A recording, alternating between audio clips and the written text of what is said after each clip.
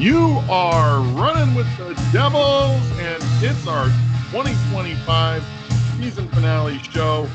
I'm the Rhino, Ryan Knowles. Here with me, as always, my partner in crime, Big John Caldwell.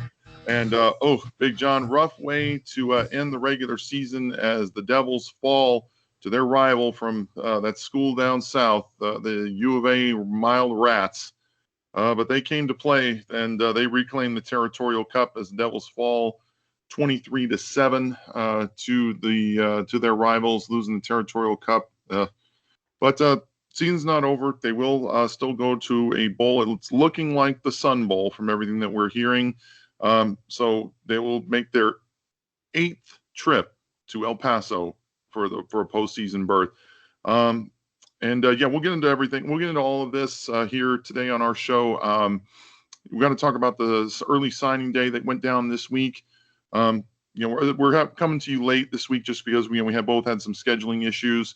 But we are here to fully recap the 2025 season. We'll talk about some of our favorite moments, some of our favorite players, and we'll look ahead to 2026 as well at the end of the show.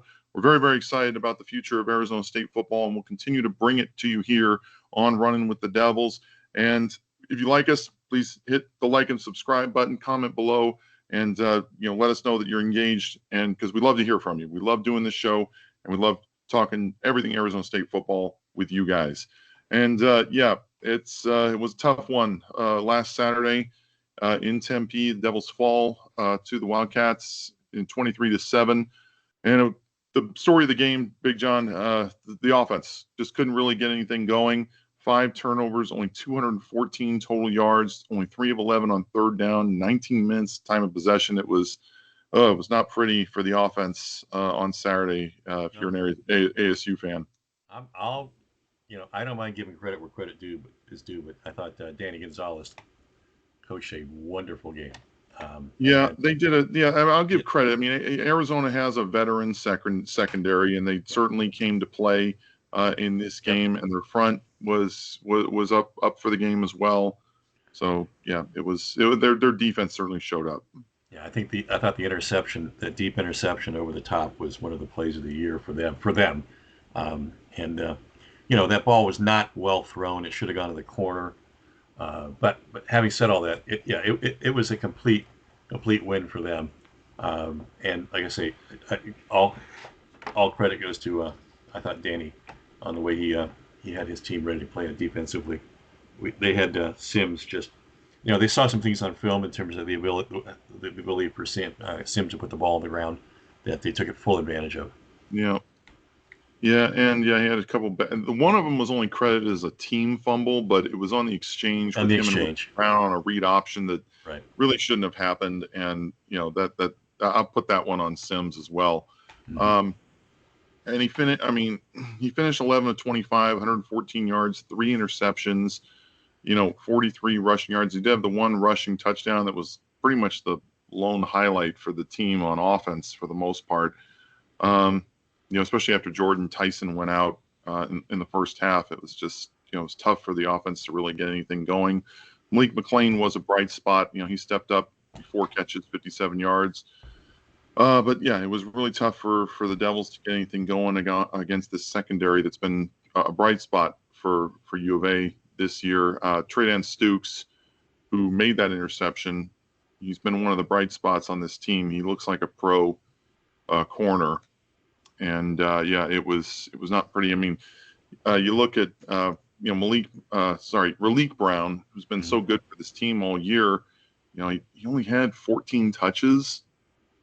That's really not. No, if you remember, I said it, and I thought you completely concurred. Was 20 to 25 touches were at least where you had to be to win that game.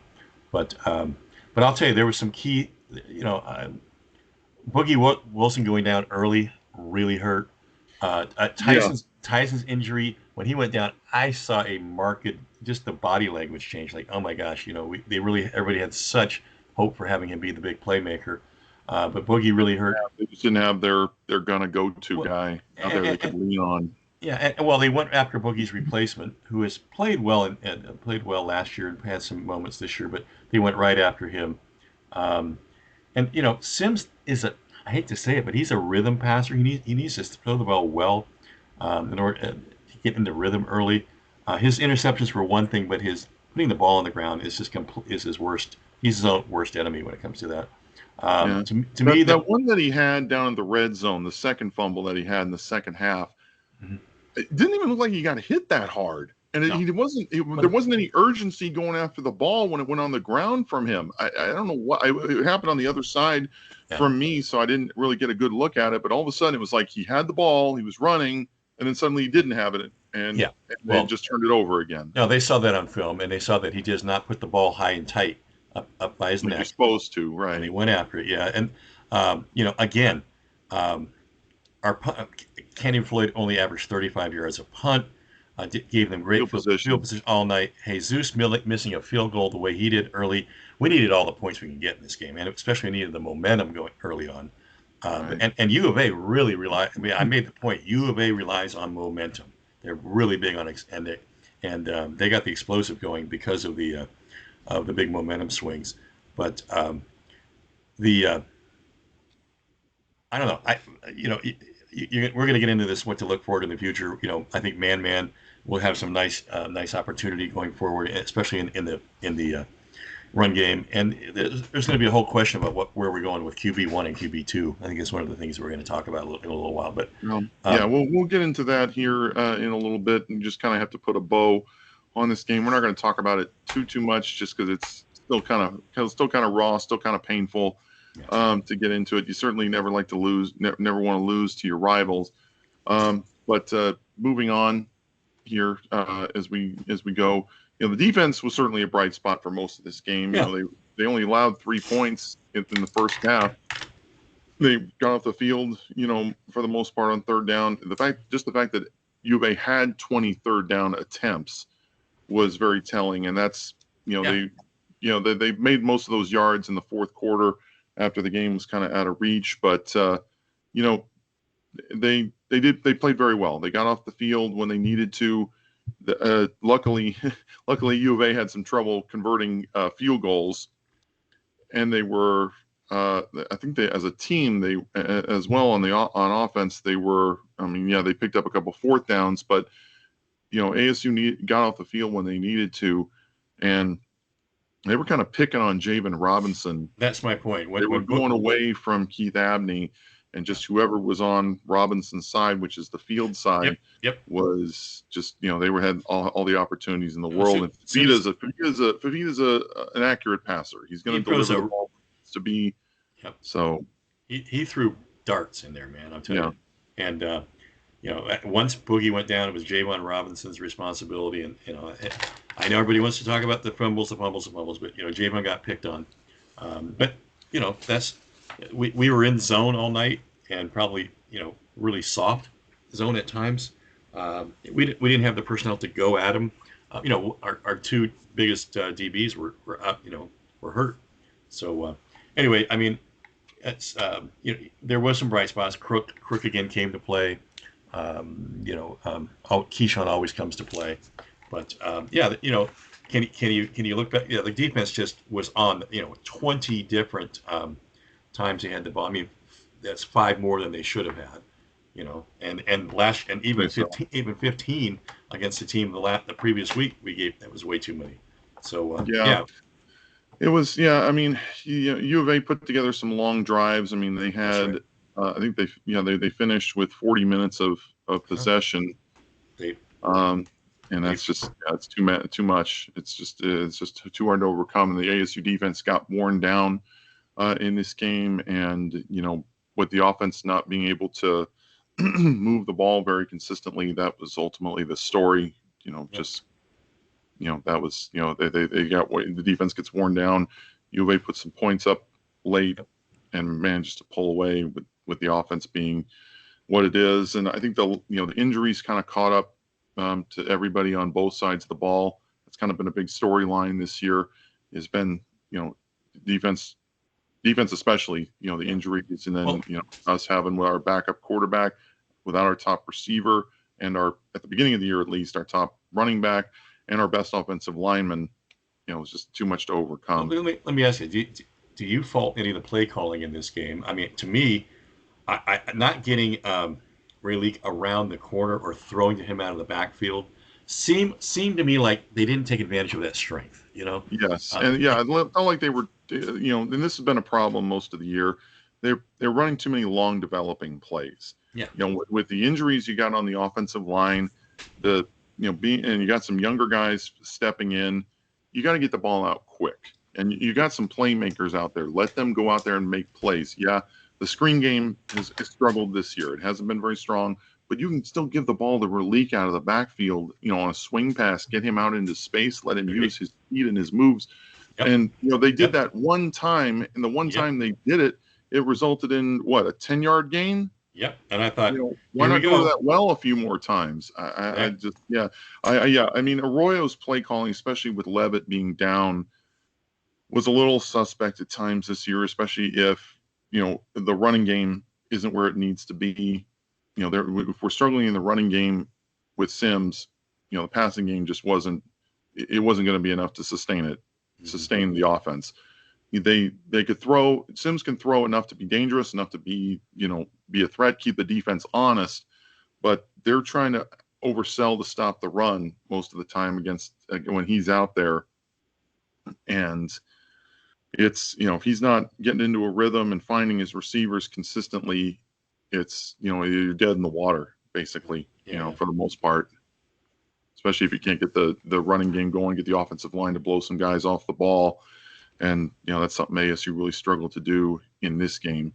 Well, And they only finished with I mean, they did have 100 yards rushing, but on 27 carries, it's not even 4 yards a carry. what was the fact that the time? Yeah, you put together no sustained drives, no long Yeah. drives, and to me, what that meant was 20 to 25 carries, getting him around, getting him off the edge, or, getting him instead of running up the A gaps and B gaps, get him around the C gap, get him around the corner somehow, and getting the ball out of the backfield. Like I said, it worked once, and we went away from it.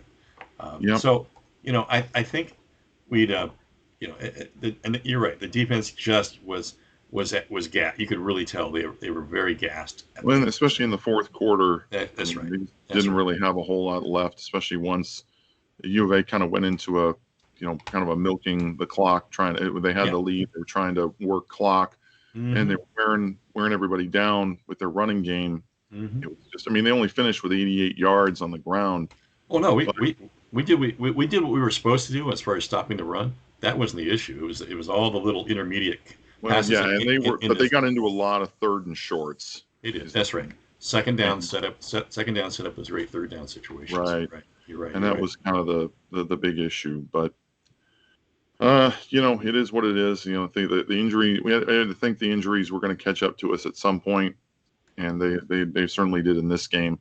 Fafita finished 28 of 45, 286 yards and a touchdown. Chris Hudson was kind of the big target, 7 catches for 95 yards. And then another big story there. They missed 3 field goals, and one was blocked by Keith Abney. But yeah, Michael Sagata Medina, 3 of 6 field goals. I mean, you do that, you've stopped them on those drives. You've really got to turn some of those into points. Yeah. When ASU couldn't do that, it was, it's just too much to overcome. I mean, that's a great way to really. It's almost like a turnover. You're right. But you've got to capitalize. And so, what else we got? Oh, okay. Here we go. What did we learn? What we learned. We do that after a defeat here on RWD.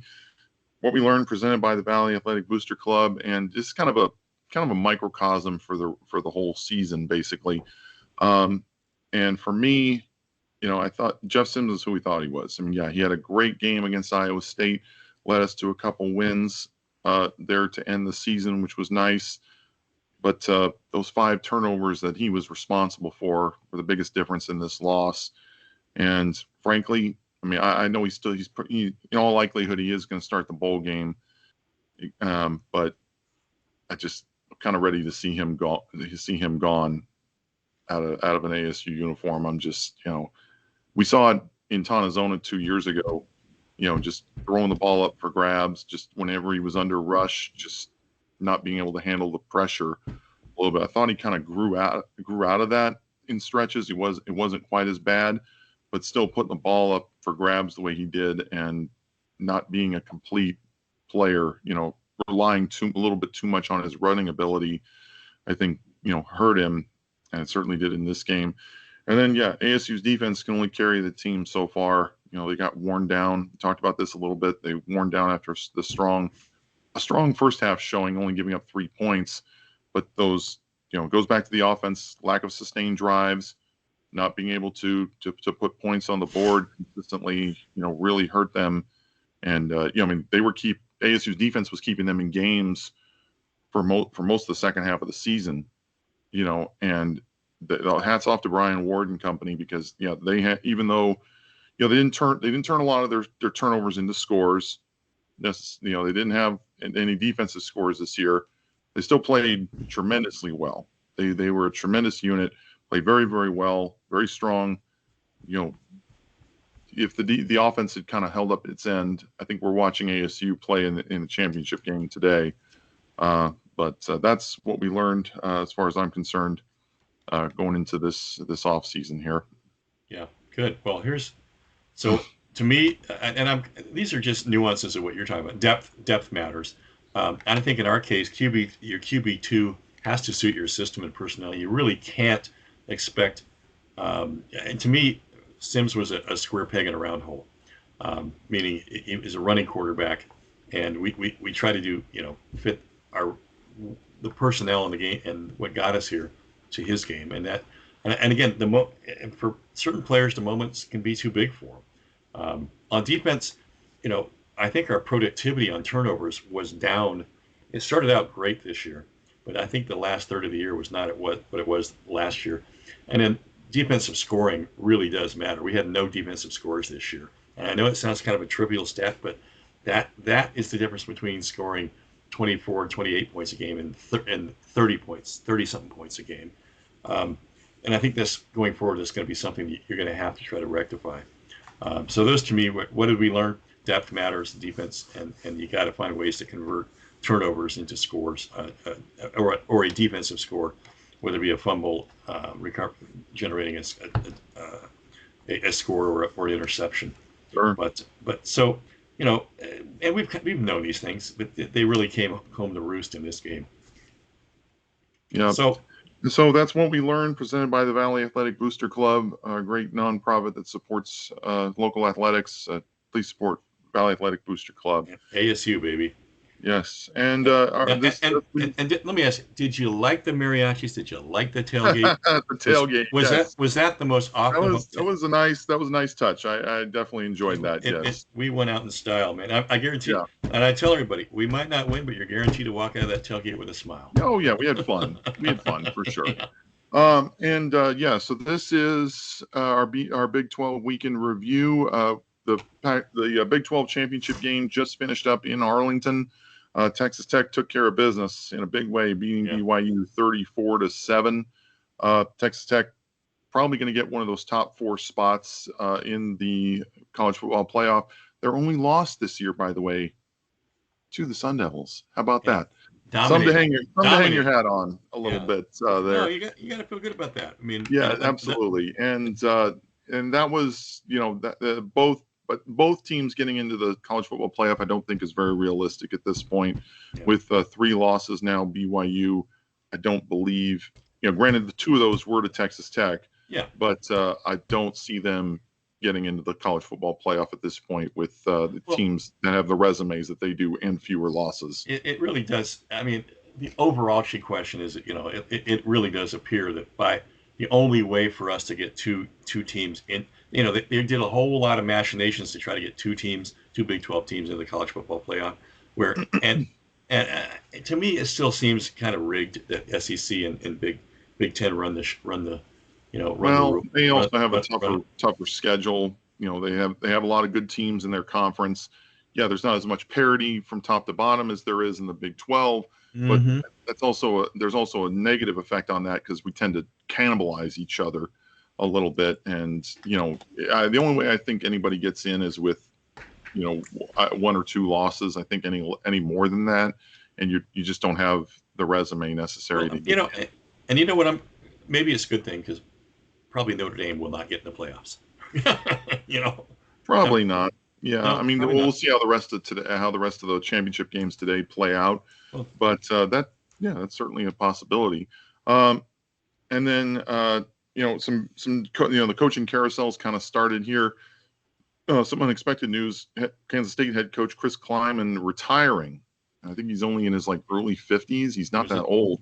but he's not. And His health was not good. He yeah, was in the yeah, and hospital. I know this was kind of a rough year for them. They were kind of with Avery Johnson at quarterback. They were kind of expected to take another step this year. They had a really good team last year as well, and they just they had some tough losses this year. So I can understand how that would wear on a coach. But they've already replaced him. They brought in their former quarterback Colin Klein Right. to be their new head coach, and then North Texas, and then North Texas head coach Eric Morris, who just coached his team to I think didn't they win their conference Yeah, championship last they night? Yeah, yes they did.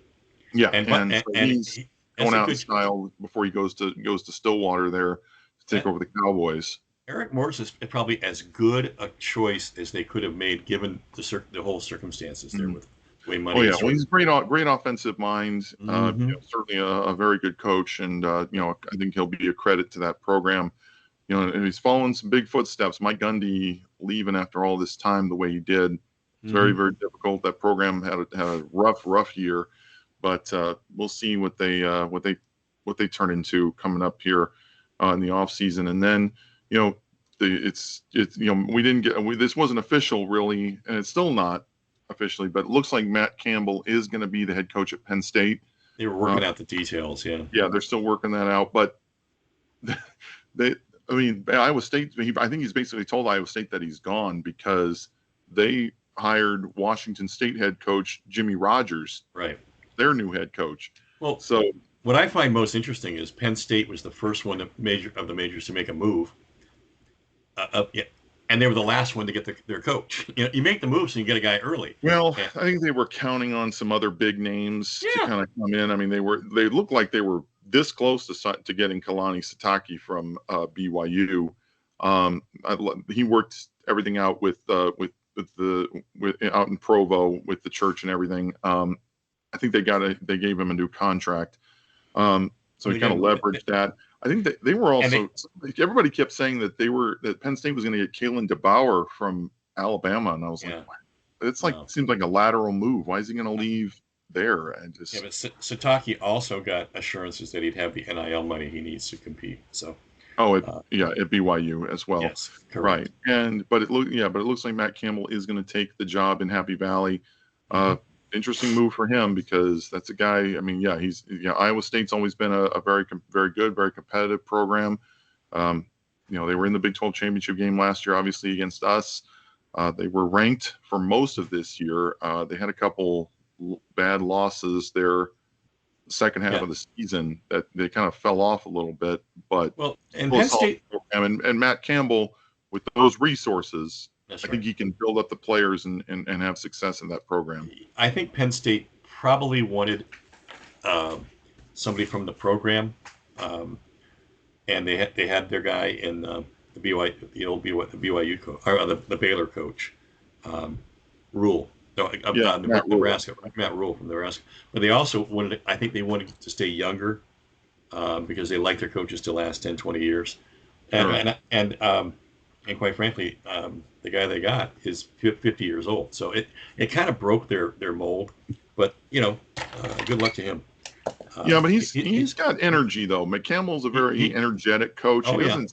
He doesn't strike me. I thought he was in his 40s. He doesn't No. strike me as a 50-year-old guy. Well, and he's attracted more than his fair share of talent at Iowa State. When in a state where they were always second fiddle to Iowa, you got to give him that. Where it was always very difficult to recruit. Exactly.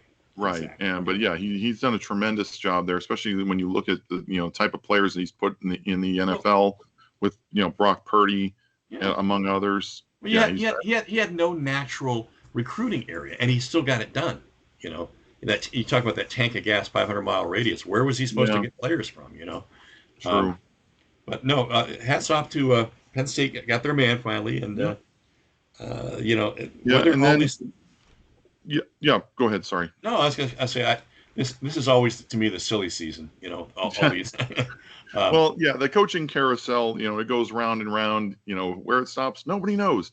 Um, and that it does make for good drama. Definitely worth keeping an eye on, certainly. And well, we got our little moment of drama. Everybody was kind of freaking out that Kenny was going to go, and Kenny, to his credit, he wasn't going to leave, but he got the assurances he needed from one of my buddies was like the state. he texted me this big long thing of this whole diatribe. He's pissed off because we lost to U of A, and now Kenny's pissed off at the program. We don't have the resources. Da da da da. I'm like, dude, he already committed to Yeah, staying.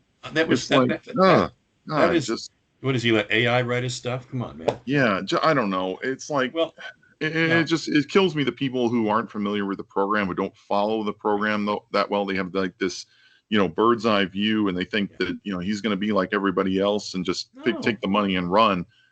And he's he's just not built that way. he's from here. This is his Yes, home. This is his school. it's his It's gonna dream take job. it's gonna take a fork. It's gonna take a bulldozer to get him out of here, and you're gonna have to Well, take his whole yeah, family and to go the there too. program, Graham Rossini, who has a good head on his shoulders, by the way, he's made pretty much all the right hires since he's been Mm-hmm. here. And he knows what it takes to win. He knows what it takes to succeed. The only way I could see Dillingham leaving is if he falls out with Rossini and the program and the school in general. And I don't see that happening. They know they have a good thing with him. They're not gonna just turn around and try to play hardball with him. Because for whatever reason, because the money will come with the wins. We win, we keep winning. The money will come. The money will take care of itself. And really, Especially in a place like this, with the businesses that we have here, the businesses that are coming here. mm-hmm. I don't foresee this being an issue going No, forward. and what Kenny represents to all of it, from Bobby to Powers to Molly Miller, all of them have sat with him and understood what it means in this new era of portal and NIL, how to compete and how to coach culture. He's Yeah. got. They're all taking pages out of his book, Hmm. and it's And so yeah, the expectations for well. what needs to happen. Right. It's right, and how you compete. You don't have to go out and buy your way. We don't have the resources to do that. There's another way, and we'll get into that in a minute, a little bit more when I talk Yeah. about And what's going one on. other thing, just one other storyline that kind of stuck out to me is the season ends here is Cincinnati losing 4 straight games Hmm. after starting out the way they did. I mean, they were 8-1, I Yeah, think, at yeah, one yeah. point, and yeah, they just really fell off Hmm. against. I mean, and it's against some winnable games too. I mean, yeah, they Well, did have kind of a rough schedule there towards the end with U of A and Utah and a couple others, but those are all pretty winnable games. yeah, The way they just kind of fell off the way they did, it was kind of ugly. I agree. I think they were projected in the top third of the conference, top third or fourth in the conference. But I think that when they Well, I think finished, they're still going to a bowl game, oh yeah, but yeah. yeah, it's one of the lower tier ones, and certainly one that I think that they had certainly had higher expectations than that. Well, and let me point out, Kansas State refused withdrawing from a bowl game. There's Mm, people say, why would you want to do that for the kids? Well, quite frankly, a lot of kids they're graduating. A lot of kids, but I tell people all the time, remember these bowl games aren't as lucrative as you think they are. And in many cases, right. a mid to lower bowl, you're losing money, and you got to take the band, all the cheerleaders. Yeah, It's a losing. You take 100 kids, it's a losing proposition dollar wise. And so in some schools where the budgets might be tight, it's not a consideration. Um, yeah, so and yeah, and one more thing on Cincinnati.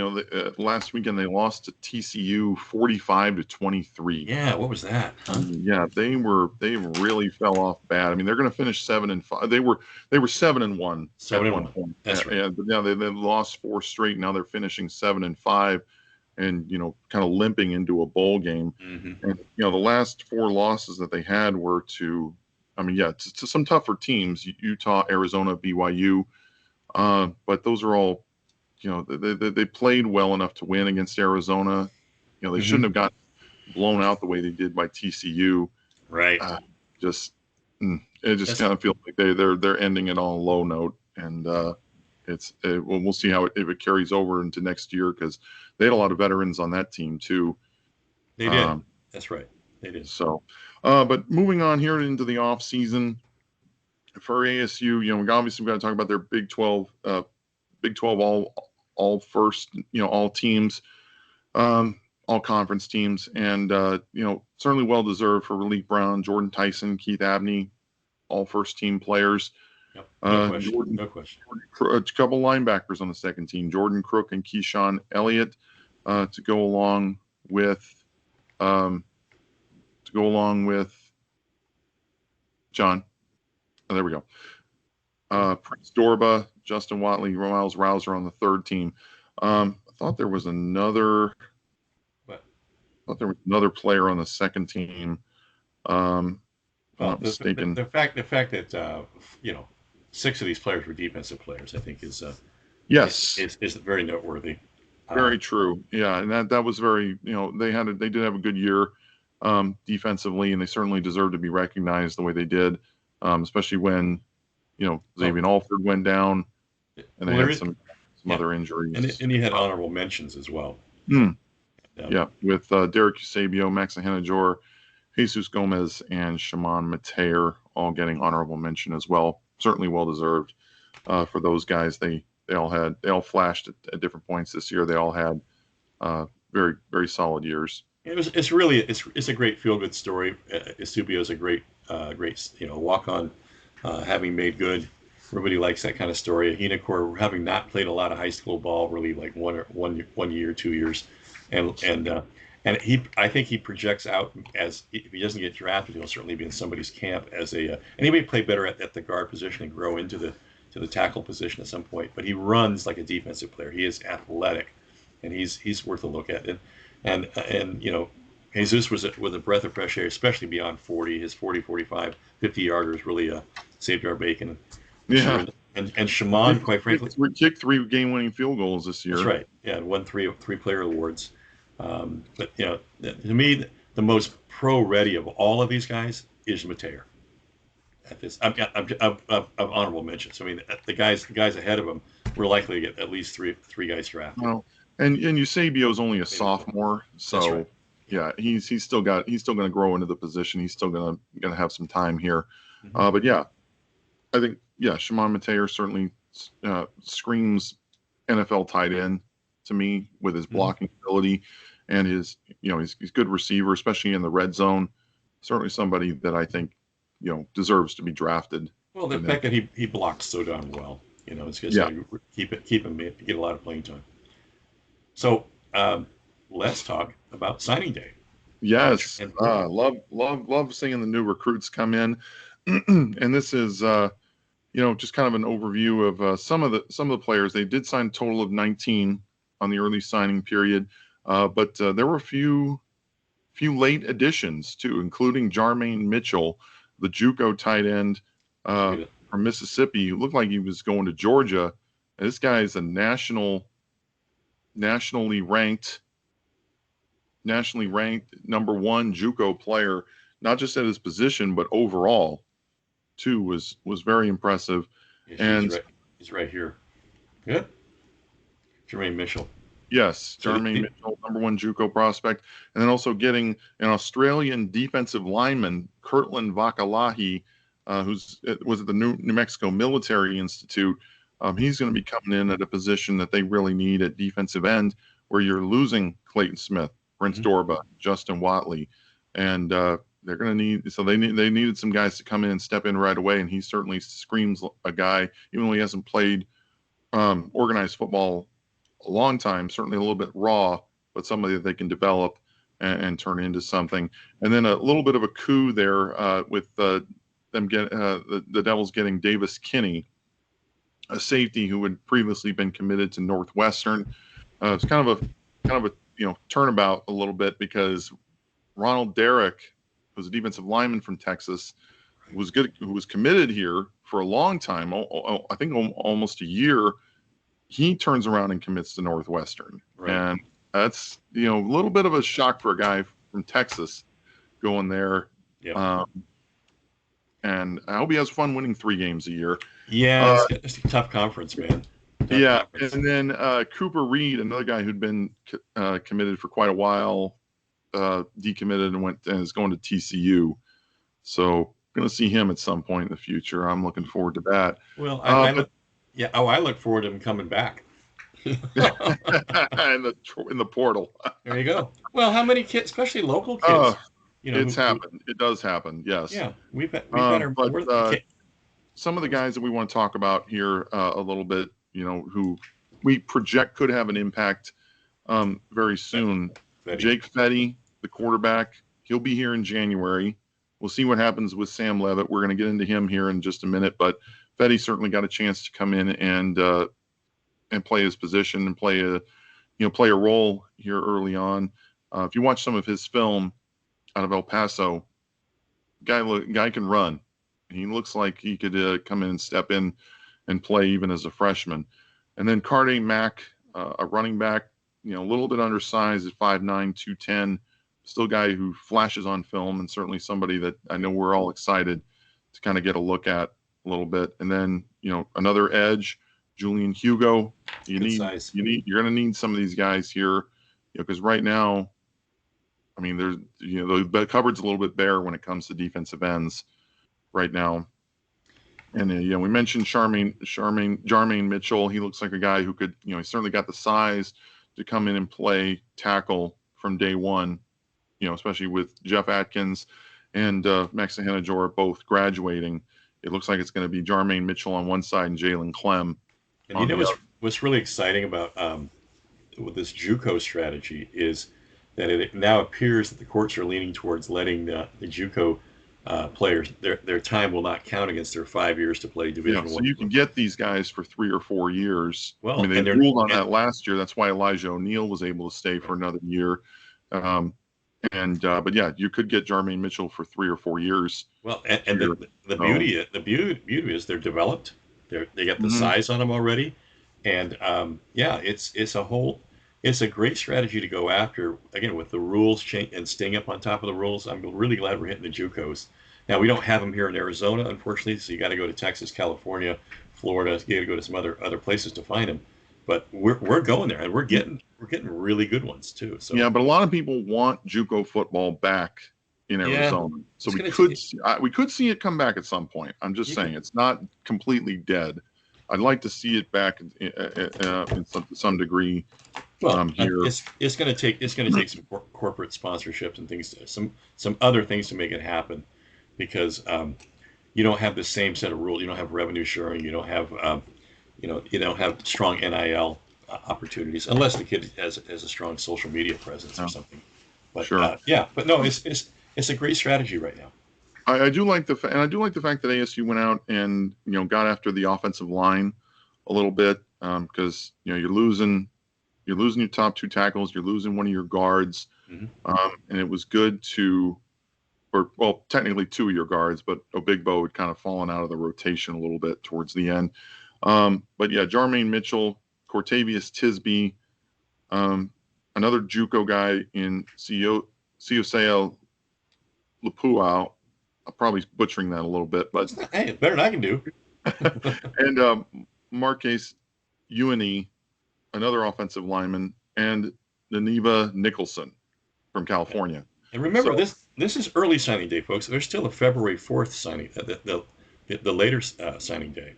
And you could also see, transfer portal guys. Oh, you will in January. We're getting into the portal here in just a minute, but this is still a pretty good haul. They definitely, we weren't sure how they were going to recruit California because they're not playing any games in California really anymore.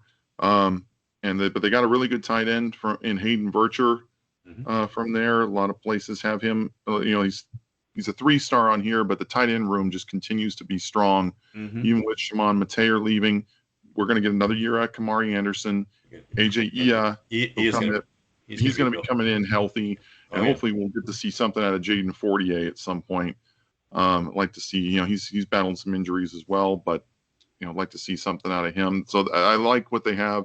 And then they went out and then they also attacked the DBs a little bit. They got some DBs. Jalen Williams is a guy who's been very active on social media trying to recruit guys. I'm looking. He's a Georgia kid. Comes from a very good program at Kell High School in Marietta. I'm looking forward to seeing him play. A couple safeties, and we mentioned Davis Kinney, another Texas kid, and a local kid out of Liberty, right around the corner from me here in Peoria, in Zeth Thus. There's another guy I'm really looking forward to as well. John, are you concerned at all about the fact that, I mean, granted, it's early signing day. We're still going to add to this list, I think, but there's only 2 Arizona high school kids on this list. I mean, I know they're trying to hit Texas hard. They're trying to, grow their influence a little bit and continue to maintain that pipeline in California. Yeah. But I think I'd still like to see a few more Arizona kids come in. And the ones that are getting recruited by bigger programs. I understand everybody's feelings, and remember, offensive linemen are the last to get picked on anything. Traditionally, you go back to any year, they always are. So there's more to be had. But I'm going to be frank, and this is one, you're not going to ever tell our coaches who to recruit. 1, 2. Yes, while you'd like to win. Your track record certainly speaks for itself. Yes. But the fact is, there is never, ever any more than 5 to 7 D1, Power 4, Power 5 conference kids in this state. We've got one, but frankly, if a kid doesn't want to come, they're gonna go get a 4-star somewhere else. And so I'm not that worried about it, quite frankly. I mean, continued winning will bring more of them. Who just are dying to come here. But remember, it's really they're scrutinizing every single. Everybody gets a scholarship now. There's no practice squad or no walk-ons pretty much anymore. You don't have a walk-on program to develop players. Now you still have scout teams. You have scout, but you don't have walk-on. My point is you don't have a strong walk-on program. And 2. If you really want an Arizona kid, you can put him in a JUCO now. Put him not here. Let him go down to Yuma. Let him go to California or Texas and play JUCO and warehouse them there and let them get built up and then have them come in here and get their 4 years. That's a legitimate strategy, and I'm especially if their grades aren't up to snuff. Right. But I have some people who came after me. They wanted me to go after this player of the year in Texas, win a conference championship. I said, When did he start? When did his coach get on the phone and help him get recruited? They said never. I said, well, there's your problem. That's sort of started at the end of his sophomore year. Yeah, he's got to get on somebody's radar first. Yeah, exactly. And so, there's always late bloomers, and there's always kids that you wish you would have got. But quite frankly, I think we've got these coaches. I mean, these coaches know what they're doing. Quite frankly, it's not like they don't see everybody. But if everybody is all uptight about not getting more Arizona kids, there's more to be had. Again, offensive linemen are the last to always get picked, and there probably will be a few more to come here. Yeah, and I mean, I was looking for just any position really. I mean, I wasn't just limiting ourselves to offensive linemen from here, but and I know that a lot of people are very excited about Mason Martin, the linebacker from St. Louis. Mm-hmm. He's a guy could project to come in and make an impact even as a freshman. That's another position that's really up for grabs, because outside of especially with Tate Romney transferring, at least he's in the transfer portal. All you really have is Cyrus Faiseu and Martell Hughes as far as proven commodities. And he knew he wasn't going to beat them out. Yeah, he knew, at least not to play consistently. But I mean, right. You do need rotation guys, and I still felt like Romney could have been one of those guys. He played some big snaps this year when there were some injuries, and he played very well. And he was also very good on special teams.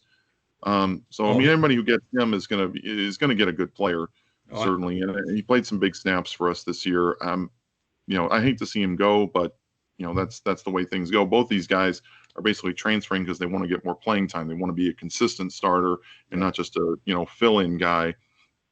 That's understandable. But I mean, Joey Sua is one guy who is kind of buried in the log jam a little bit this year, the last couple of years. We'll see what happens with the offensive line this year, but they do have guys waiting in the wings. They do have Champ Westbrooks. Maki Stewart came in and played very well as a guard this year as a true freshman. Got a few snaps. The Helton brothers both have a chance to play some big snaps next couple years, and then these JUCO guys that they got coming in should fill roles as well as. And I mentioned Jalen Clem as well. He looks like he's set up to be, as long as he can stay healthy, to be one of the starting tackles next year. Champ Westbrooks. Yeah, again, another guy who could play a rotation role next year. Certainly, that could certainly happen. So that's they're just kind of a logjam right now at the offensive line, and Suo's just from a numbers standpoint, just maybe couldn't fill in. But it's only been these two. The transfer portal officially opens as far as actually signing kids on January 2nd, and it'll go for 2 weeks until the 16th. So this will be the only transfer portal window. The window has narrowed, and folks, here's the rule: you really aren't official you're not really an official portal person until you enroll, and the first day of class is when you can actually say that kid can actually leave the day before the first day of class. You can enroll, pull out the day before, and that's what solidifies you as being on the team or in the program, so to speak.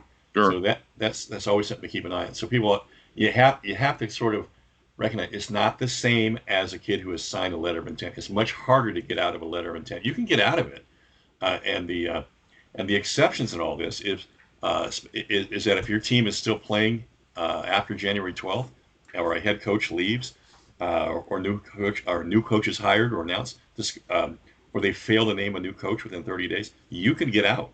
You can get out of portal and commitments. And so there's still things that can happen. I guess what I'm trying to say is not these windows have closed. It's not like you're signing somebody to the portal. They have to enroll and get in class in order to be here. So it's a little different. But I only bring this up because I want people to be aware that there's some last minute stuff that can go. Now, grad transfers are not exempt. Anyway, and if your school cancels your program, like GCU did for volleyball, you can go anywhere you want at any time. And that's probably not going to be the case in football for the most part. We certainly hope. Not Division I. There may be some. True. Everybody's having to really deal with a new set of rules now with the revenue sharing. It's a whole different model out there now. Right. Well, and we'll certainly keep an eye on this. This is all going to be, very interesting stuff. Certainly, there is no off season if you're, involved in the program as much as we are and invested. This is certainly going to be an interesting off season with as many open positions as ASU has. They're going to try and fill those. It's what makes it so interesting and what makes it worth watching, because things can change on a dime very, very quickly. And these are going to be kids who are going to be, trying to help us get back to that championship game next year. Hopefully they'll help us continue to improve, and hopefully we'll be able to, improve on this year as well. Because, granted they haven't had back-to-back 8-win seasons in a while, but now it's time to kind of take that next step and, consistently compete for conference championships and for playoff appearances. So moving on here, just kind of take us into our 2025 season in review, recap, close the book on this season. Our offensive player of the year, both of us agree, is Jordan Tyson. This is a guy who just balled out when he was healthy, week in and week out, just went out there and, played his butt off. And it was great to watch him. He was certainly a fun player to watch when he was here these last 2 years when he's been healthy. And he's certainly deserving for everything that he's got. And he was named, we mentioned he was named All Big 12 receiver this week. Finishes this season 61 catches, 711 yards, and 8 touchdowns in 9 games. in 9 games. That's true. And would have liked to seen a little more out of him, but he's leaving. It looks like he's leaving for the draft, even though he's technically a junior. Um, Wouldn't it and be wouldn't it be something if he said, "I'm going to stick around another year"? I mean, that would just this place would go I bananas. have my doubts, but I think that his stock is still pretty relatively high. I could still see a team taking him in the second round with the injury concerns that he has. I Hmm. think he's going to go out, be able to go out there and show what he has to somebody.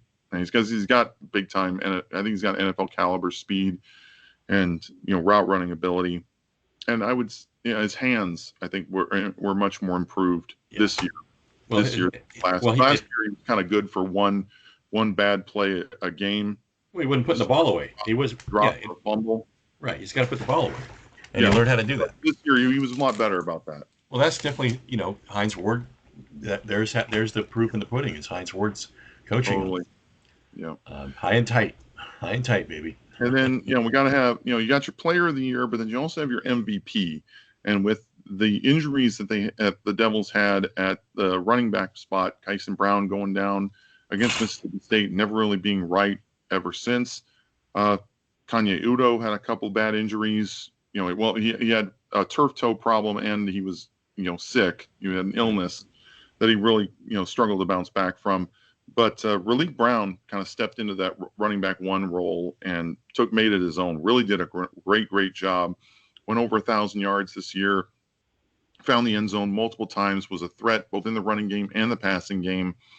And I know we're both looking forward to big things out of him in the near future because he's got I think some of his best games still in front of him. Yeah, and I think at the beginning of the year we all had great hopes for Kyson.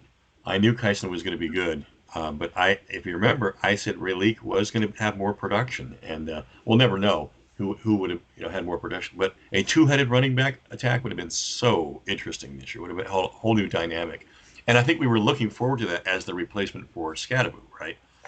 Yeah, it was going to be by committee. Right. Certainly, guys were going to fill their roles. We said and that. they could. I mean, nobody's like as of right now, nobody's leaving. This three-headed monster's still in place. You got Man. Yeah, you're gonna have Man. Yeah, you got Man. You got Grayson Rigdon.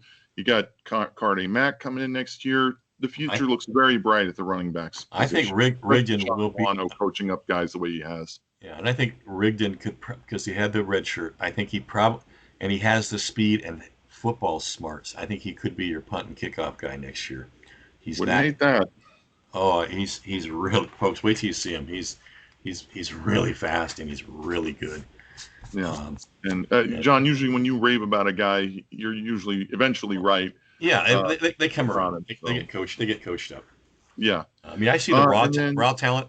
It's hard to see that week to week improvement unless it's really made a big jump somehow. But yeah, it's it always takes a year. Ray Leak was in this system for a whole year. He was battling an injury most of last year. He tore on the field. When he got that hamstring. When he got on the field, you could tell it was still bothering him. Yeah. Once he got a chance to rehab and kind of get back to where he was, and that you saw that burst when he made those big long runs that he did, it was fun to watch. And hey, he scored the first touchdown of the year, too. So who had that on their bingo card? He certainly earned an MVP, the team MVP on the offense for his play this year. And then going on to our newcomer of the year, I point to the offensive line because the offensive line was a little bit inconsistent this year. That injury to Ben Coleman during the Utah game was a huge blow. Yeah. We weren't sure where it was going to come from. Makua Pule, he's a sophomore. He stepped in pretty well at times as both center and guard. Right. But I'm actually going to give it to Maki Stewart, who came in and was kind of a revelation at that left guard spot when Jamedo Abigbo struggled the way he did. Yeah. Maki Stewart really locked that down and kind of became, the starting left guard. And I'm looking forward to big things out of him. You don't see that too often from true freshmen. No, and he was solid on pass rush, pass run, pass and run offense. Yeah. Where I think Jimimbo was his pass blocking was left a lot to be desired at times. Yeah, I agree. And then Wade Helton as well Yep. coming in and starting as he was a redshirt freshman this year. The transfer from Iowa State when Ben Mm-hmm. Coleman went down. Mm-hmm. It was kind of a committee with him and Poulet, but I felt like he did a really good job. You could tell when he was calling things out, making the calls at the line very, very well. He's a natural center. His snaps need some work. They weren't as crisp and quick Mm-hmm. as they need to be. They kind of floated a little bit, but you're going to get that from a guy going in college for the first really the first time. Yeah. But I'm looking forward to good things out of him, and I certainly like he showed some poise and composure at the line, making out the calls the way he did. And that's the sign of a freshman, a sign of a really good natural center who can eventually grow into being a really good or even great center at the position. Yeah, and I also like Maki's approach to things. He actually, you know, he looked like he's been there before, and he played the Mm-hmm. position well in both run and pass block. And then even though it wasn't stellar, we expected big things from Hamilton. He's still amongst the newcomers probably had the best showing. And he's a track man. I'm just going to say it right now. He's a track man. He wasn't necessarily a great guy who got great separation or knew the routes real well, but he definitely was fast. And when he caught balls, he caught a few really nice long balls this year. And um, Hey, anyway, that Texas Tech game. I he mean, we look, would you wouldn't have won it without him. no, exactly. And there were flashes for him. Yeah, the consistency I think is something that he's got to work on. Right, He certainly right, drew some, PI calls this year. He was yeah. certainly a threat and Mm-hmm. somebody that you needed to keep an eye out on.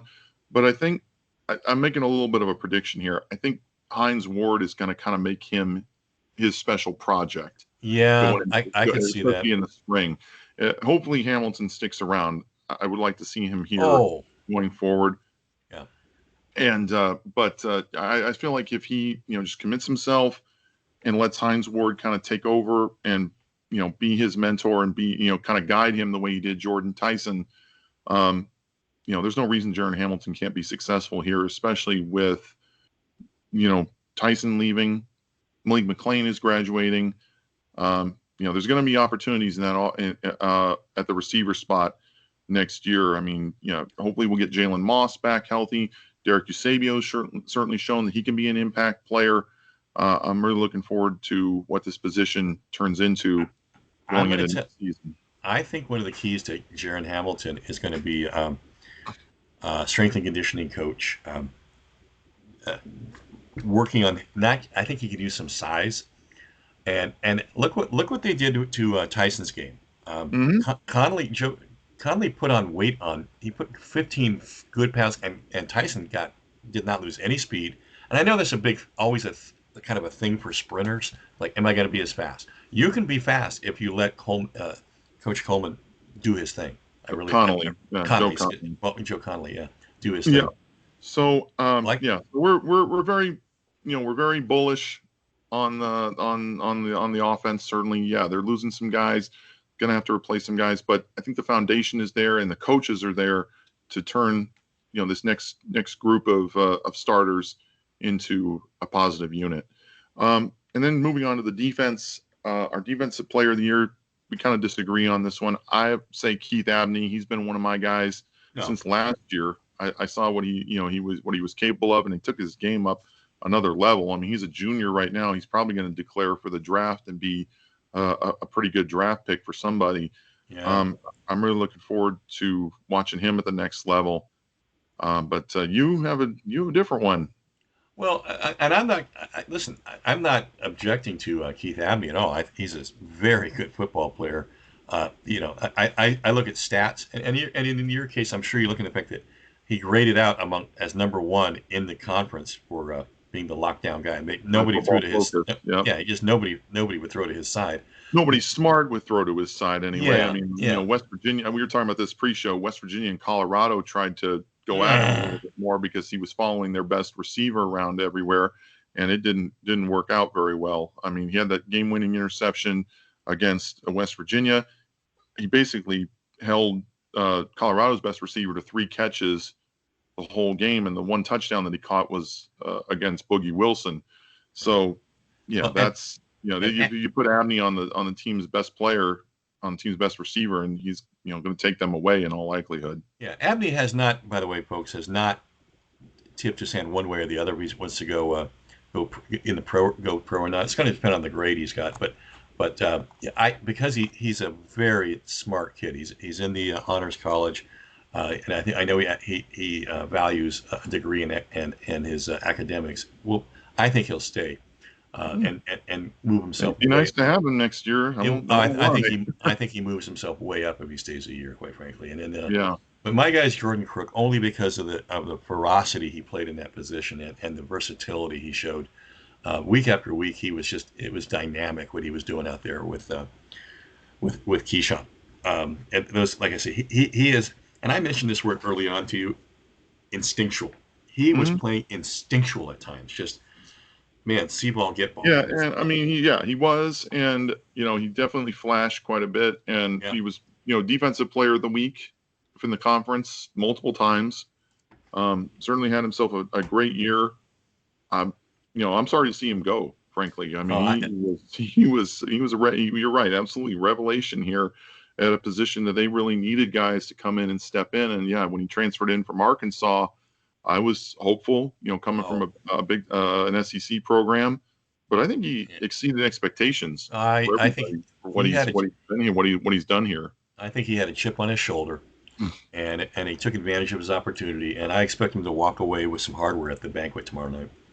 I couldn't agree more. Okay. And then going into our defensive MVP, we both kind of agreed on this. Just the guy who's been a stalwart at that middle linebacker spot, the green dot, all season. And I mean, he when he got out in the open and ran after ball carriers and quarterbacks, they weren't getting away. No. And he had another tremendous year. He had a good year last year, but I think a great year this year with what he did. That's Keyshawn Elliott, the other linebacker. He just seemed to lead the team in tackles almost every week. Yeah. He had nine against U of A and a tackle for loss. Finished up with 54 for the season and 7 sacks. That's right. As well. I think making third team Big 10 or Big 12. Big 12. Is kind of like miscast. I think it was a mistake. I think he should have been second or first. It's a little bit of a snub, but they had some really good linebackers in the conference. I mean, Jacob Rodriguez is getting Heisman buzz. Oh yeah. I think he's a little bit overhyped myself, but he certainly a good player. There were certainly some excellent linebackers in this conference, but Keyshawn Elliott's among them. He belongs in the conversation certainly as some of the more middle linebackers in this conference, if not the country. I think it's all he gets a great fit in the draft, and you're going to see him playing for. Couldn't agree more. I mean, you get him.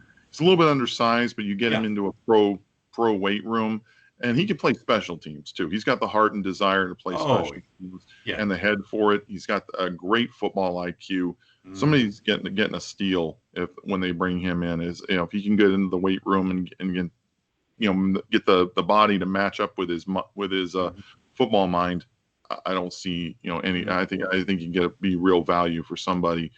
I mean, he is going to finish this season. Well, so far the regular season anyway, he's going to finish with 98 total tackles. I said 54. Those were just the solo. Yeah, assists. And he's going to likelihood, assuming he plays in the bowl game, he's also playing in one of the postseason games as well. The Shrine. He's playing Shrine. One of those. Yeah, the Shrine Bowl. But he's going to he'll probably play in the bowl game, so he'll get over 100 tackles for this season. So kudos to I just think at the next level, his speed is going to be his ability to go. He runs great lines to the ball. Mm-hmm. He's going to be he goes sideline to sideline. He covers running backs very well out of the backfield. Does a lot of things very, Oh, very well. he was our best guy for dropping in coverage with the tight Mm, ends. With tight ends, man. true. Um, Yeah, yeah. I So agree. I mean, he's the full package. Yeah. I fully expect him to get go someplace Yep. at the next level. Yep. So And then so our new defensive newcomer of the year. Not a lot to pick from out of yeah, this group. I said Kindred Breedlove at the beginning of the I year. was He yeah played well at times when he had his opportunities. yeah, but But we're both going to go with Boogie Wilson in this case, just because he stepped in and played very, very well his for numbers ex were Alford. yeah his numbers were much bigger too. So I mean, it was I was close to Breedlove as well. But Boogie really played like a much more developed senior player. I thought. Um, Yeah, he finishes with 57 tackles, and a and an interception, mhm. and yeah, six pass defense. So, certainly stepped in for when X Alford went down, and that was some those are some big shoes to fill because X was projected to be one of the better players on this defense. He was great for this team last year, and him going down really hurt. But Boogie Wilson stepped in and was very, very solid. Played played some very, very good games for this team, and he's still only a redshirt sophomore, so we're going to get him for probably at least one more year. Mhm. Um, he comes in from kind of followed Brian Ward from Washington State, and just basically stepped into that other safety spot, that free safety spot, and Mhm. made it his own. And he did a great job. I'm really looking forward to watching him grow even more next year. So, and then that leads us into our special teams player of the year. Not a lot to choose from, but we're both going to Yeah, go with Jesus Gomez, a safe guy bet. who brought, was breath of fresh air into a position that was kind of stagnant last year with the kicking struggles that they had. But he stepped in and was certainly an impact player. We mentioned kicked 3 game-winning field goals this season, and he had distance. He did well on kickoffs. I mean, just nothing bad to say about Jesus Gomez. Yeah, he didn't finish real well with that miss that he had against U of A hitting the upright, but for the most part, still a tremendous player and one of the bigger losses I feel like that's going to be felt Mhm. through this program. I'll be interested to see how they replace him because it's not going to be easy. He really came in and played very, very well this year. Yeah, I mean, the difference in this year and last year is that when Jesus came in, you felt real confident about getting three. Last year, Mm-hmm. you didn't have that same level of confidence. And in fact, Mm-hmm. we purposely went for more fourth down opportunities than we probably should have last year, just because we weren't that confident about our kicker. You didn't have that same. This year, you saw a lot of fourth downs where you said, okay, we're not going to go for 4th and 2, and we're putting in Jesus, and you We'll take felt the points, right? exactly. So that's a big difference to a coach, Yeah, not having totally. to. And people say, "Oh, Kenny's the gambler." Not it didn't it doesn't need to be. It doesn't want to be. It's just by design. That's what he had, you know, by the personnel he had. So Yeah, yeah, and kind of going into our kind of team, you our team look back on the season as a whole. Our game of the year has got to be Texas Tech. I mean, oh yeah, that was the Red Raiders' only loss of the season to this point, and that was such a great game. It was such a huge win, and it really shouldn't have even been as close as the score. hmm But I mean, I know, hey, I rushed the field after yeah. we got that win, and that was fun. That was really, really great, and I'm so happy that we got to get that win. Um, and man, that was a great game. That was a really, Well, really it, great game. it was probably the best defensive called game. And I know the criticism. I hear it all the time in Wednesday, Texas. See, folks, I get to see all these comments that come into Sun Devil Nation Facebook page, and a lot of them were such vitriolic they didn't make it on the page. But their fans kept saying, "Well, you beat our second string quarterback," and I want to say, "Yeah." And what were we playing with for the last 4 games? And quite frankly, Right? I can make the case that I thought that quarterback, that second string quarterback, in some ways is better than the guy he replaced. He was a I mean, he played like it at times. I mean, that he was really his did right. first bad game of the Yeah, season. But to that point, when he had come in, he'd been a tremendous, yeah, excellent player. Yeah. And yeah, it was crazy. I mean, there was a lot of things that went right in that game, um, for it to break the way it did. With um, Jordan Tyson getting hurt, he messed up his hamstring. It was really obvious, but I mean, he gutted it out Sure did. and had, other than U of A, probably other than the NAU game, had his best performance of the season with 10 catches, 105 yards, and a touchdown. Um, it was just it was really fun to watch. Some great performances in that game, and Jaron Hamilton playing as well as he did, That's right. stepping up Yep. in that game as well. Um, Great play calling in that game too. I mean, I thought True. the touchdown that Tyson had at the end, that little rub route down in the on down. It was just a beautiful play to get him free, and we had so much struggle in the red zone. But that was Yeah, and the TCU game certainly comes to mind as far as yeah, great games this year. But just from the impact that it's had, and looking back on it all these weeks later, Texas Tech certainly going to be remembered as one of the better games from 2025. And then our play of the year, or moment of the year, I should say, for mm-hmm. me, it's got to be Jordan Tyson's hurdling touchdown against Texas State. That's one that you're going to see on highlight reels when they talk about him in the draft. And certainly one I think you're going to see on ASU highlight reels for a long time. Sure. Because man, that was such a tremendous play. I mean, he catches the ball, he jumps up to catch the ball, turns upfield, hurdles over some defenders, and gets into the end zone for the touchdown. That was And, that was a crazy play. and didn't he kind of ride the line there real carefully on that play too? Oh yeah, It was he that's kept right. his I mean, because balance. they went back and looked at it Yeah, on replay, because they weren't sure if he maybe stepped out, but no, he tiptoed right up the line and that's. got in the end zone. I think his athleticism is really what stands out to me. His range, his catch Definitely. range, his vertical. I mean, a lot of the passes, quite frankly, that Sam was throwing to him were behind him, way below. I mean, he was going all over the place to get balls this year, and I think that. Yeah, he's got a great catch radius. Lot to like about Jordan Tyson. He just, Mm-hmm. checks all the boxes as far as an NFL receiver goes, as far as I'm concerned. And my guy Dorba, I'm waiting for you. He's picking out the hockey game. We're going to hockey together this year. Nice. He wants to see what's going on with hockey this year, so he's sitting with me. So Dorba is his strip sack, fumble, and recovery of TCU's quarterback Hoover. I thought was just, to me, as it was so beautiful to see all the stuff that happened in that play. It was electrifying, and it really sealed the deal.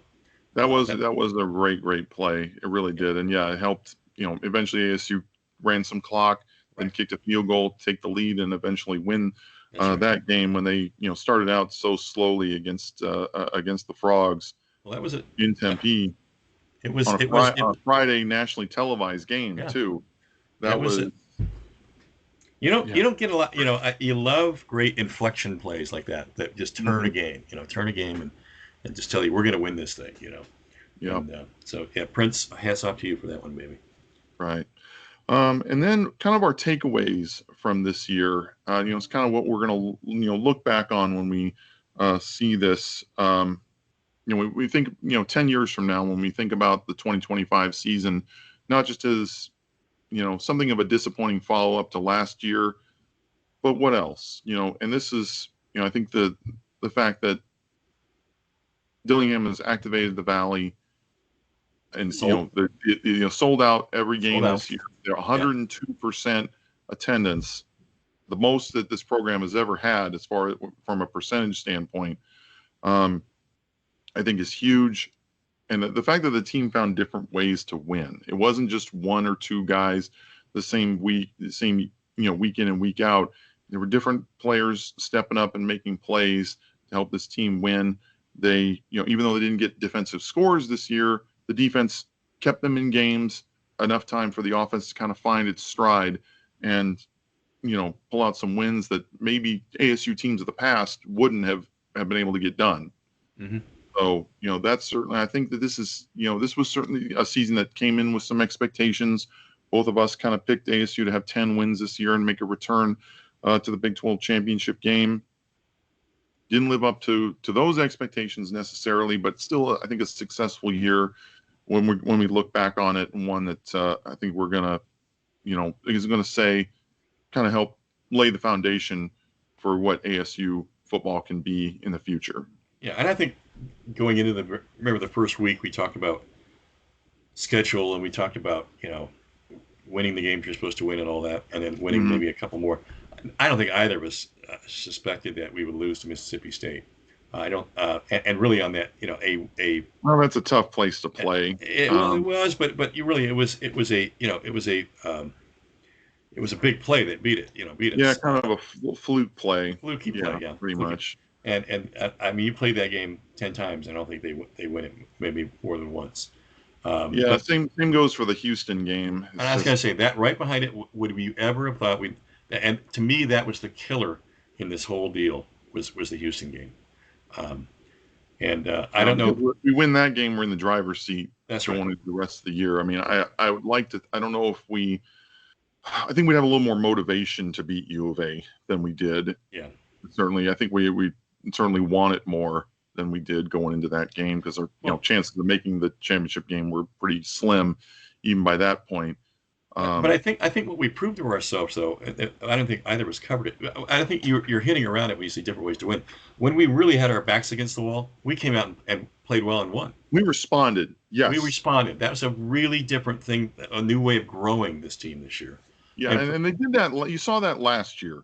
Certainly, you saw them do that last year, but mm-hmm. without Scattaboo, without having that go-to guy necessarily, that you could feed at the end of games. You weren't sure what this team was going to be, what they could, if they were going to be that one-hit wonder. But I don't know. I still see something in this team that from that standpoint, that resiliency, that fighting for 60 minutes. You saw it Dilly's first year, even when games when they were blown out, Oh, but they were just you could tell they just didn't have the horses to get to be yeah, competitive and get in get in games with some of these other teams. You could see that they were in a position to make a run if they just had a little bit more talent. mm-hmm. Now I think they're not sneaking up on anybody. Everybody knows what we're about, but the resiliency and that desire to win, I think, is still there. That blue collar mentality, I think, is still at the forefront of this program, and I think that's what the foundation of this program is going to be going forward. And they'll be able to win a lot more football games. I call those I call that your first fundamental, or your first priorities, your primary fundamentals of this team. And to me, right. what I'm saying is, in this era of portal and NIL and spending your way to buy a championship, Kenny has proven now that he can fill the stadium. He's now got the promise of, everybody seems to be aligned. Kenny, the AD, and now the Dr. Crow are all on the same page, communication and resource wise. It really is now a matter of getting the collective, business community to come together and and be the next Burrito Express that has or cold beer and cheeseburgers that has something going with right. each player. You have that and it takes some leadership to get everybody in a room and say, meet the kids. These kids are great. A lot of them are very articulate, very smart kids who make a great spokesperson for you. But he's shown you can culture. You can coach it. You got to find the right kind of play. You got to find good people, and that's what he's found. He's found good people and people who want to have work hard and play hard. Have the most fun doing it. He's actually been a revelation to all the coaches out there. Yeah. On how you can do it in this era. Yep. So I agree. And that's our 2025 season in review. And now, looking ahead to 2026, it's going to be an interesting season from a scheduling standpoint, because ASU's got to, they're going to play Kansas in London. Mm-hmm. Should be an interesting game. They got to go to College Station to play a Texas A&M team that's, looking like they're going to be. I think they're going to the playoff. Oh, they're 11-1. Possible, they're 11-1. So, this is, it's going to be an interesting season, and we will see what the roster kind of shakes out here between the transfer portal and the next signing period. What we're looking at could be another rebuilding year with all the veterans that they're replacing, and we'll have to see, who transfers out.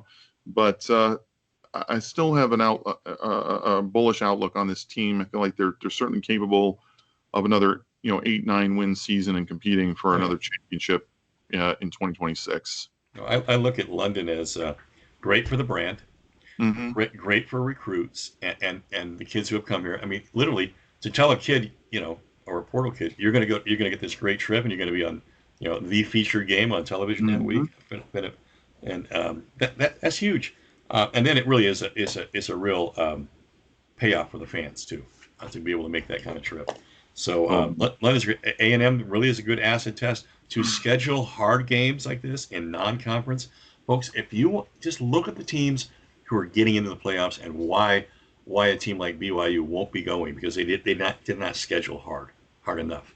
That's right. Look at Notre Dame. Look at some of the teams that are going to be right on the edge or not getting it. It's because they didn't schedule hard enough. Yeah, strength of schedule, good, good tough non-conference games. Yep. That's the key to, even if you lose a couple games, you can still get into the college football playoff if you have that strength of schedule where it needs to be, especially with 12 teams, with a 12-team playoff. So schedule's a big part of this going next year. I think it comes down to the Jimmys and Joes. For me, it always is. And I like what we're doing as far as recruiting in Portal. We're helping ourselves on. We're getting guys that fit. We're getting guys who fit into the mentality and what we're trying to do. They have they may not have as much talent as player B, but their attitude and their head are on straight, and they're gonna be an asset to the program. I have and you've heard me say this, and I think you agree. There's only a handful of great left tackles out there every year. We just went and got one. It happened to be from the JUCO, and folks, that's such an essential position to running an offense or for a quarterback, whether it be Sam coming back or Fetty, having that great. You can't coach 6'8", 300, 310. Yeah, you can't. Nope. You can't coach that. And if you watch his film, folks, he's got really nice fundamentals with his feet. But I touched on this other whole, and we'll go. Let's talk about it. Let's talk about quarterback, because that's the guy who runs your program. Your program. What makes the team go. And as I said to you in the pre-show, at the same time last year, we were all resigned to the fact that Sam would probably be leaving at the end of this year. So what is the problem now? We're all gnashing our teeth and grinding our, wringing our hands about losing Sam, but I think it's for the wrong reasons. If this is a major decision, and sure, if it's transactional, you want to make more money, we don't want you here. Okay, and you had already made the statements, and so did your father, that this was not about the money. You were going to tie your equities to Kenny. Quite frankly, going to another program, you probably make some more money, but you're going to be starting over. You're in a whole new program, a whole new system. A lot of unknowns with doing that. Yeah, and we're going to get the players. We just proven ourselves. We just got probably one of the top 5 offensive left tackles in the game available to us out there. We'll get the players. If you're not satisfied with the direction of the program, go ahead and leave. But you can't look at this thing objectively and say it's not going in the right direction, Sam. And quite frankly, still trending in the right direction. I would love nothing more than Sam to be that leader and to say, Fetty, you're going to learn from me, and you're going to be a play away from playing in this thing. That's a great situation. But if Sam, I think that's the ideal situation. It is it's the ideal. The second would be to go ahead and find, and that's why you want to find out really soon what Sam's intentions are, because if he's going to leave, you go ahead and get you get somebody who's played enough at QB1 or QB2 to bring him in here and be QB2 for you. Because remember, Fetty's going to be in here for spring ball, folks, and that's a huge advantage for a kid like that. Oh yeah. And so you want competition. And we have a young quarterback who was really our QB2 late in the season, who could potentially who's going to be very good. But no, I think this is not. The world's not coming apart or falling apart if Sam leaves. They'll go out and find another guy to back up Fetty, or maybe be QB1. I really do think. And yeah, I'm looking forward to seeing what happens and how it all breaks, and Well, what the who they bring in, who they're identifying as somebody who can come in and contribute right away, because there's going to be opportunities with all the players. We had what do we have 30 guys yeah, walk on senior day, yep, so there's going to be opportunities for guys to come in at practically every position yeah. to contribute from day one. So What yeah, do you, I think. let's talk about coaches for a second. Any coaching changes? I mean, the obvious one would be special teams Well, with and we'll see if Dilly thinks that Jack Nudo's done enough to keep the position permanently. And then we talked about this pre-show. I think you still need to interview some guys with maybe a little bit more experience. It's certainly something I think worth keeping in mind. What happens, with all the coaching changes that are happening at these big programs. Do maybe some of them try to? It's a relationship business. Mhm. Are these some of these guys going to get maybe poached because they've had success here, and another program can offer them more money, better resources, et cetera, to go to their program, and that's going to be something that's going to be something else that's going to we're going to have to keep an eye on this off season. And if coach does leave for some reason, be interesting to see who they fill the ranks with. I'd like to see him get a somebody who has, if they're going to go outside of Nudo, go ahead and find somebody who's got a really proven track record and can recruit. I mean, the only knock probably on Nudo is you're going to be able to carry your weight when it comes to recruiting. But did you worry about that when you brought on Heinz Ward?